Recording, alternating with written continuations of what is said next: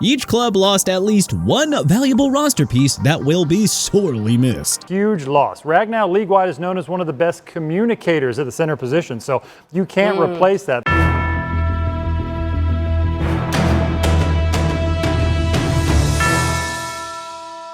So with that said, how about we dive into one player departure from all 32 NFL teams that'll be the toughest to replace in 2025. Arizona Cardinals, Roy Lopez. We're admittedly nitpicking here since the Cardinals didn't lose any big-name starters this offseason, but we suppose that they'll miss veteran defensive lineman Roy Lopez, who left for the Detroit Lions in free agency. Lopez had a stellar 67.4 pass rushing grade at Pro Football Focus last season, 42nd among 219 interior defensive linemen. Atlanta Falcons, Drew Dalman. Dalman was PFF's fourth highest graded center in 2024 at 78.7, highlighted by an excellent 79.8 run blocking grade. He'll have to sign with the Chicago Bears in free agency, opening up a giant void on an O-line that has already been Atlanta's strength for a while now. Baltimore Ravens, Patrick McCarry. An underrated piece of the Ravens O-line, McCarry had a superb 70.3 pass blocking grade at PFF and allowed just 1 sack and 517 pass blocking snaps. The Ravens have been excellent at developing stud offensive linemen, but replacing a rock-solid guard like McCarry is way easier said than done. Buffalo Bills, Von Miller. The Bills had no choice but to cut Miller and save valuable cap space, but his departure is still worrisome for a team that has a mediocre pass rush to begin with. Miller's big game experience, aka 2 Super Bowl rings, was valuable for a Buffalo team that keeps falling short in the postseason. Carolina Panthers, Jadeveon Clowney.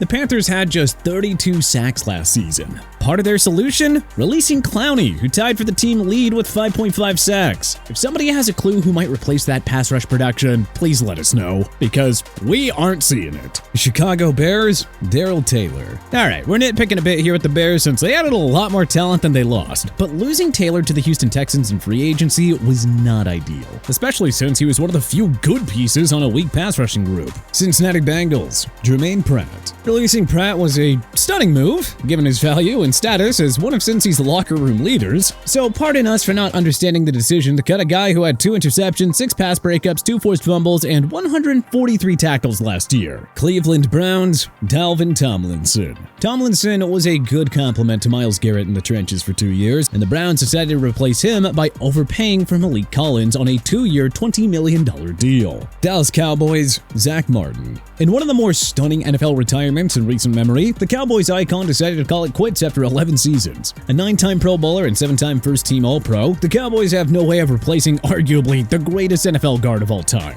Denver Broncos, Cody Barton. Barton was an underrated part of the Broncos' stingy defense last year. He was an elite run defender and put up 106 tackles in his 1-year stop in Mile High City. Denver has all the pieces to make up for Barton's absence. But still, it is a tall task to replace the do-it-all linebacker. Detroit Lions, Frank Ragnow. Arguably the best center in football, Ragnow shocked everybody when he announced his retirement shortly after his 29th birthday. Unless Detroit is trading for Kansas City Chiefs superstar Creed Humphrey, there is just going to be no replacing what Ragnow did in the middle of the O-line. Green Bay Packers, Jair Alexander. Easy to argue that the Packers made the right call in releasing Alexander, given his long injury history and hefty contract. But when healthy, he is arguably a top 5 cornerback in football. The Packers had a top 10 defense last year, but we don't see an all-pro caliber cornerback on this roster right now. Houston Texans, Laramie Tunsil. The Texans had one of the league's worst defensive lines last year. Part of their solution was, to trade their best defensive lineman to the Washington Commanders? Alright then. Indianapolis Colts, Will Fries. One of the best guards in the game, Fries left to sign a mammoth $88 million deal over 5 years with the Minnesota Vikings. Fries was PFF's 4th best guard of 2024 at 86.9. Now the Colts are asking unproven sophomore Matt Gonsalves to replace Fries' production. Yeesh. Kinda playing with fire, aren't we? Jacksonville Jaguars, Evan Ingram. The Jaguars reshaped their offense by trading up for 2-way star Travis Hunter and by moving on from Christian Kirk and Evan Ingram. The latter's release opens up a gaping hole in the Jags passing game though, even if it saved a few bucks. Kansas City Chiefs, Joe Tooney. The The Chiefs always find quality offensive linemen out of nowhere, but we're kind of skeptical that they'll find a suitable replacement for a 4-time Super Bowl champion, 3-time Pro Bowler, and 2-time first-team All-Pro. Las Vegas Raiders, Trayvon Merrick. The Raiders probably made the right call to let Merrick walk and let the Panthers overpay for him in free agency. But his departure still does far more harm than good. Merrick did it all as a ball hawker and pass rusher. Throw in Nate Hobbs' departure for Green Bay, and the Raiders' already weak secondary looks like a mega issue heading into 2025. Los Angeles Chargers, Joey Bosa. Cutting the oft-injured Bosa in a cap-saving move was a necessary evil by the Chargers, but it doesn't mean that it helps this team in the short term either. A healthy Bosa has always been a threat for double-digit sacks. Khalil Mack is still playing at a high level, but Bosa's release leaves the Bolts short of another game-changing edge rusher in a very competitive AFC field. Los Angeles Rams, Jonah Jackson. The Rams traded the versatile offensive lineman who played both guard and center to the Bears in a cap-saving move. Sean McVay is always a man with a plan, but boy, does Jackson's departure leave that O-line with more questions than answers. Miami Dolphins, Terron Armstead. The rest of Miami's O-line was leaky with Armstead. For Tua Tagovailoa's sake, we are trying not to imagine how much worse this O-line will get with Armstead retired. Minnesota Vikings, Sam Darnold. The only time I'll tell if choosing 2024 first-round pick J.J. McCarthy over Sam Darnold was the right call for the Vikings. What we can tell you is that J.J., who missed his entire rookie year due to a knee injury,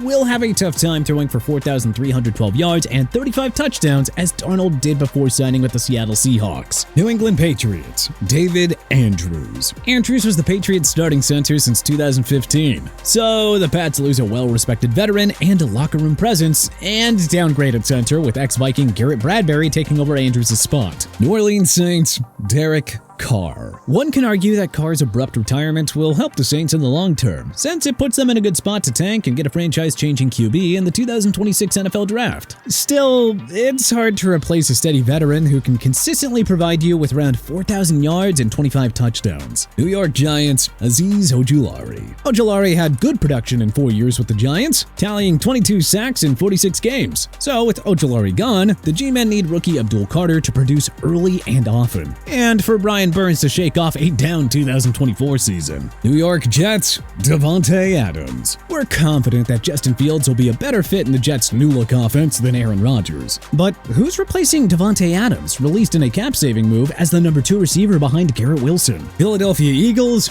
Josh Sweat. Between Sweat, Darius Slay, Brandon Graham, James Bradbury, CJ Gardner-Johnson, and Milton Williams, there is no shortage of key contributors who departed from the Super Bowl 59 champions. But Sweat, who signed a lucrative deal with the Cardinals, is easily the toughest player to replace among the bunch. He posted at least 6 sacks in 5 consecutive years and was a beast with 2.5 sacks on Patrick Mahomes in the big game. Pittsburgh Steelers, George Pickens. We loved the trade for ex-Seattle Seahawks superstar DK Metcalf. He's an upgrade over Pickens as a WR1, but the Steelers now lack a proven number 2 to complement DK. Tight end Pat Freiermuth was the only other Steeler pass catcher to exceed 550 receiving yards last season. So with Pickens gone, there's now no serviceable number 2 receiver to complement Metcalf. San Francisco 49ers, Dre Greenlaw. No team lost more big-name talent this offseason than the 49ers, but watching their superstar linebacker leave for the Broncos in free agency truly stings. Greenlaw was a rock on San Fran's D for 6 years, and there is just no adequate replacement lined up on the depth chart. Seattle Seahawks,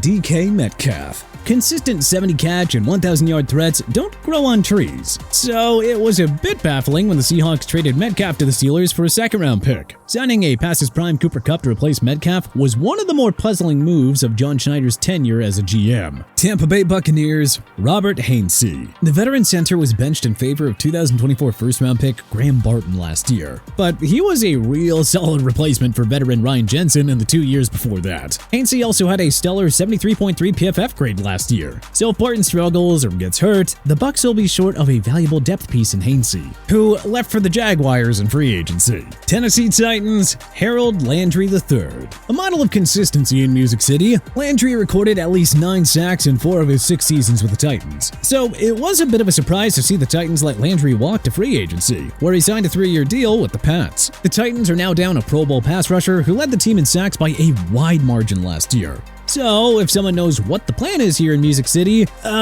please let us know, because we're not understanding. Washington Commanders, Dante Fowler Jr. Fowler led the Commanders with 10.5 sacks as they made a surprise run to the NFC Championship game with rookie QB Jaden Daniels. So it was a bit of a surprise that they didn't bother bringing back Fowler, who returned to the Dallas Cowboys on a one-year deal. Washington has a deep roster, but without their 2024 sacks leader, they don't have any game-wrecking edge rushers. But hey, which other departures will your favorite NFL teams struggle to replace this year? Let us know in the comment section below. If you like this video and learned a thing or two, then clicking the like button helps us out a ton. And you know, we really appreciate it. If this is your first time coming around to TPS though, then subscribing is a great idea because we put out videos like this every single day. But as always, thanks for watching, and we'll see you guys next time.